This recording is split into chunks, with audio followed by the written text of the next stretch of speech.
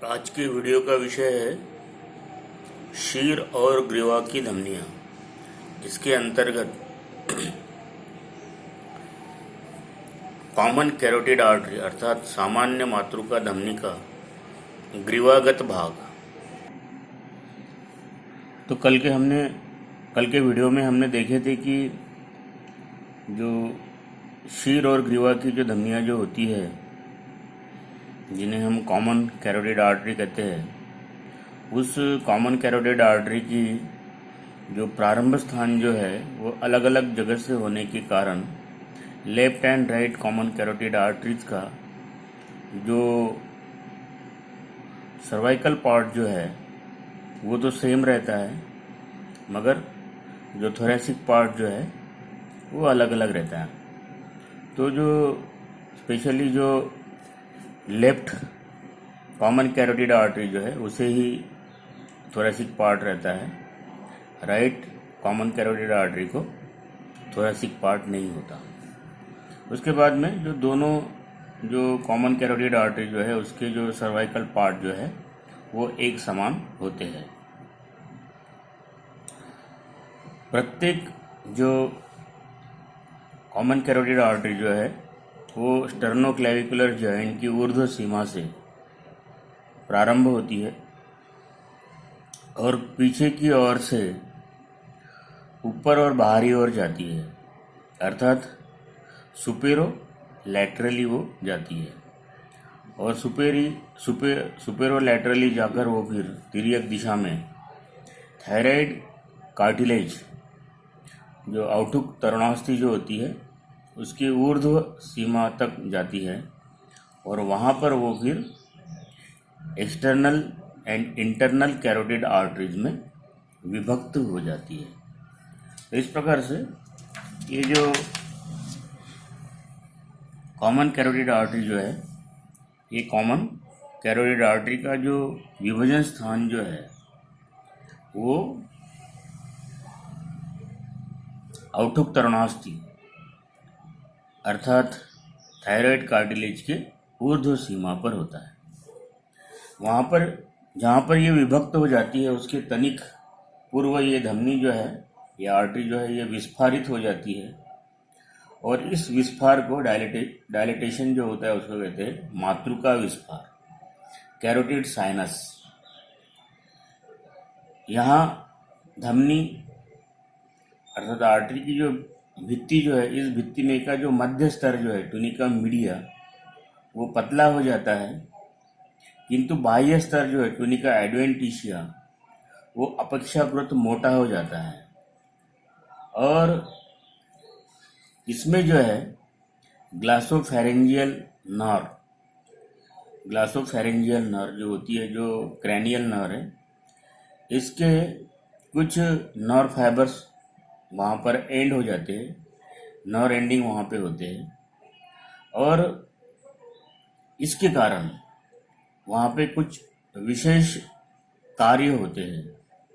अतएव ये मातृका विस्फार जो है अर्थात कैरोटिड साइनस की ये जो रचना जो है रक्त दाब के परिवर्तन के अनुसार उसके प्रतिक्रिया में सहायक होती है। अर्थात यदि रक्तदाब कम हो जाता है तो साइनस जो है वो छोटी हो जाती है, रक्तदाब यदि बढ़ जाता है तो साइनस जो है वो चौड़ी हो जाती है। इसके कारण जो है मस्तिष्क में जो रक्त का जो दाब जो है, रक्त का जो प्रेशर जो है वो नियंत्रित होता है। ये विस्फार अर्थात साइनस मस्तिष्क की मुख्य आर्टरी पर स्थित होने के कारण अंत कपाल दाब अर्थात इंटरक्रैनियल प्रेशर और इंट्राक्रैनियल प्रेशर नियंत्रित होता है, उसका नियंत्रण हो सकता है। जैसे ये जो कैरोटिड साइनस होती है उसी प्रकार से जहाँ पर ये कॉमन कैरोटिड आर्टरी का विभाजन होता है उसके पीछे एक गुलाबी वर्ण का एक पिंड होता है, मांस होता है, जिसे मातृका पिंड कहते हैं, कैरोटिड मास। और कैरोटिड बॉडी, कैरोटिड बॉडी और कैरोटिड मास कहते हैं। और ये जो है, ये पिंड जो है, ये केमो रिसेप्टर का काम करता है, केमो रिसेप्टर। तो इस प्रकार से यहाँ पर जहाँ पर ये विभाजन होता है, उस विभाजन के पीछे तथा कुछ नीचे ये दो रचनाएं रहती है, एक तो कैरोटिड साइनस और कैरोटिड मास।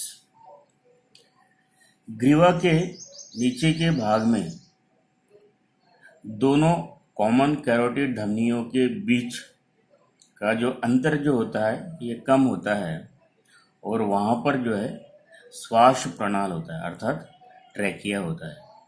परंतु ग्रीवा का जो ऊपरी भाग जो है, ऊपर का जो भाग जो है, इन दोनों कैरोटिड आर्टरियों के बीच में कुछ रचनाएं होती है, जैसे थायराइड ग्लैंड है, उसके बाद में लैरिंक्स है अर्थात स्वर यंत्र, ग्रसनिका है, फेरेंक्स है।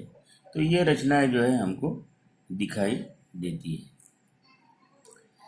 ये जो कॉमन कैरोटिड आर्टरी जो है, इस कॉमन कैरोटिड आर्टरी पर डीप सर्वाइकल फेशिया अर्थात गंभीर ग्रीवा प्रावरणी से उत्पन्न एक आच्छादन होता है। इस प्रावरणी से उत्पन्न एक आच्छादन होता है, जिसे हम कहते हैं मातृका पिधान अर्थात कैरोटिड शीथ। मातृका पिधान अर्थात कैरोटिड शीथ। और ये कैरोटिड शीथ जो होती है, इस कैरोटिड शीथ के अंदर या भीतर इस आर्टरी के साथ में अनुमन्या सिरा अर्थात इंटरनल जगलर वेन तथा प्राणदा तंत्रिका वेगस नर्व ये भी इस पिधान में ही रहते हैं। मगर इसका जो क्रम जो होता है, ये अंदर से बाहर की ओर वेन जो है अर्थात सिरा जो है, ये धमनी के आर्टरी के पार्श्व और स्थित होती है। जैसे हरी जो दिख रही है वेन है, ये जो आर्टरी है, तो इसके पार्श्व और जो है ये स्थित होती है। और इसके बीच में जो है, धमनी और शिरा के बीच में कुछ पीछे की ओर वेगस नर्व, ये जो दिख रही है ये वेगस नर्व होती है। तो इस प्रकार से महत्वपूर्ण रचना है ये कि ये जो आर्टरी जो है कॉमन कैरोटिड आर्टरी, ये एक पिधान में अर्थात शीथ में होती है, उसे कहते हैं कैरोटिड शीथ। अब इसके बाद में आते हैं इसके रिलेशंस। यहाँ पर क्या क्या रिलेशंस होते हैं, उसके एंटेरियरली क्या होता है, पोस्टेरियरली क्या होता है, मीडियली क्या होता है और लैटरली क्या होता है। तो यदि हम इस आर्टरी के अग्र पार्श्व भाग में मतलब एंटेरो लैटरली यदि देखते हैं हम, तो जो क्रिकाटिका तरुणास्थि जो क्रिकॉइड कार्टिलेज, तो उसके पास में एक अंशकंटिका नामक पेशी है, ओमोहॉइड मसल। तो ओमोहॉइड मसल का जो ऊर्ध्व पिंड जो है सुपीरियर बेली, ये सुपीरियर बेली जो है इस आर्टरी को पार करती है, अर्थात इस आर्टरी के ऊपर से जाती है। अब इसके नीचे के भाग में यदि हम देखते हैं, तो यहाँ पर धमनी जो है, आर्टरी जो है, वो गंभीरतः स्थित रहती है, मतलब डीपली रहती है। और वहाँ पर जो है हमको, यदि हम बाहर से यदि देखते हैं, तो एक तो स्किन रहेगी, त्वचा, उसके नीचे जो है सुपरफिशियल फेशिया रहेगा, उत्तान प्रावरणी, उसके नीचे जो है गलपार्श्व छदा पेशी मतलब प्लेटिस्मा मसल रहेगी। उसके बाद में गंभीर ग्रीवा प्रावरणी रहेगी, गंभीर ग्रीवा प्रावरणी, डीप सर्वाइकल फेशिया।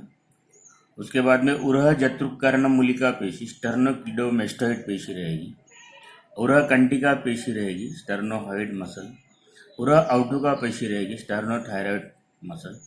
तो इन रचनाओं से जो है वो अग्र पार्श्वतः या अग्रतः ये जो धमनी जो है या आर्टरी जो है ये ढकी रहती है।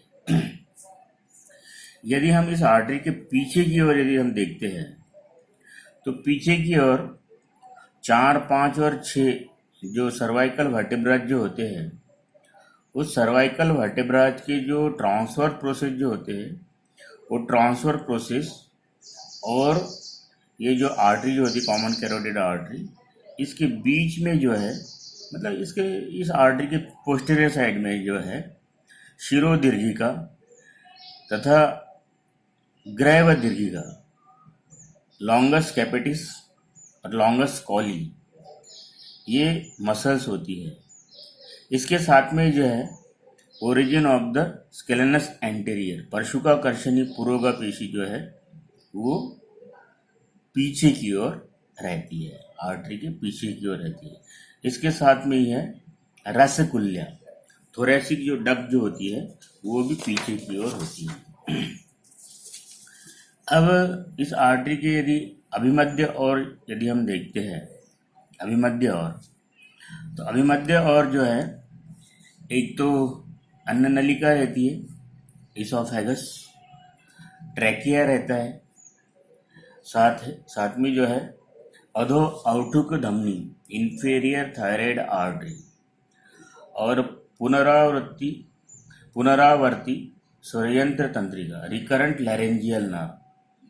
जो रिकरेंट लैरेंजियल नर्व जो है वो नीचे से ऊपर की ओर आती है। ये वेगस नर्व की एक ब्रांच है, वो वक्ष में से वो ग्रीवा में आती है, इसलिए उसे कहते हैं रिकरेंट लैरेंजियल नर्व। तो ये रचनाएं जो है और स्वरयंत्र, ये सब रचनाएं जो है ये अभिमध्य और होती है, मतलब मीडियल साइड में होती है। अब लैटरल साइड में यदि हम देखते हैं तो क्या क्या रचनाएं होती है। जैसे हमने देखे थे कि आर्टरी जो है, आर्टरी के जो पार्श्व भाग में जो है शिरा होती है, अनुमन्या शिरा, इंटरनल जगलर वेन, तो दोनों के बीच में जो है वेगस नर्व होती है जो कुछ पीछे की ओर होती है। तो लैटरल रिलेशन में आता है अनुमन्या शिरा, इंटरनल जगलर वेन, और दोनों के बीच में जो है पार्श्व और पश्च और वेगस नर्व होती है। तो इस प्रकार से ये जो कॉमन कैरोटिड आर्टरी जो है इसके ग्रीवागत संबंध है, मतलब सर्वाइकल रिलेशंस। ये बहुत ही महत्वपूर्ण आर्टरी है ग्रीवा में। जैसे हम जब डेड बॉडी को प्रिजर्व करते हैं तो इसी आर्टरी में जो है हम जो घोल जो होता है, फॉर्मेलिन, ग्लिसरीन आदि जो द्रव्य जो होते हैं उनका घोल जो है इस आर्टरी में हम इंजेक्ट करते हैं। तो इसके लिए जो इसको ढूंढ के निकालने के लिए इसकी जो स्थिति जो है, इस स्थिति का, उस धमनी की स्थिति का हमको ज्ञान आवश्यक है। अब जैसे हमने देखे कि जो औठुक तरुणास्थि जो है थायराइड कार्टिलेज, उस थायराइड कार्टिलेज के ऊर्ध्व धारा पर ये जो कॉमन कैरोटिड आर्टरी जो है वो दो शाखाओं में विभक्त हो जाती है। एक होती है एक्सटर्नल कैरोटिड आर्टरी और दूसरी जो होती है इंटरनल कैरोटिड आर्टरी। तो जो एक्सटर्नल कैरोटिड आर्टरी जो है वो एक्सटर्नल कैरोटिड आर्टरी स्पेशली जो सर्वाइकल पार्ट है और आनन अर्थात फेस का जो बाह्य भाग जो है इसको रक्त संवरण करने वाली आर्टरी है। इसका जो प्रारंभ जो है वो थायराइड कार्टिलेज की ऊर्ध्व धारा से, तृतीय और चतुर्थ जो ग्रीवा कशेरुका जो थे, मतलब थर्ड और फोर्थ सर्वाइकल वर्टेब्रा, उसके बीच में जो है इंटरवर्टेब्रल डिस्क जो होती है उसके सामने से वो प्रारंभ हो जाती है। उसके बाद में जो है ये धमनी जो है, ये आर्टरी जो है ऊपर और सामने की ओर जाती है। पहले तो सुपेरो एंटीरियरली आती है और उसके बाद में जो पीछे की ओर झुक के ऊपर की ओर जाती है। उसके बाद में जो है नेक ऑफ द मैंडिबल अधोहनवस्ती ग्रीवा के पीछे और कर्णमूल प्रवर्धन की नोक tip of the mastoid process, इसके बीच में जो है कर्ण पूर्व लाला ग्रंथि अर्थात पैरोटिड ग्लैंड, उसके अंदर जो है ये जो आर्टरी जो है वो दो शाखाओं में विभक्त होती है। एक होती है उपरिस्थ शंख धमनी सुपरफिशियल टेम्पोरल आर्टरी और दूसरी जो होती है ऊर्ध्व हन्वीय धमनी अर्थात मैक्सिलरी आर्टरी। तो इस दो शाखाओं में वो विभक्त हो जाता है। इसके रिलेशन जो है वो अगले वीडियो में हम देखेंगे।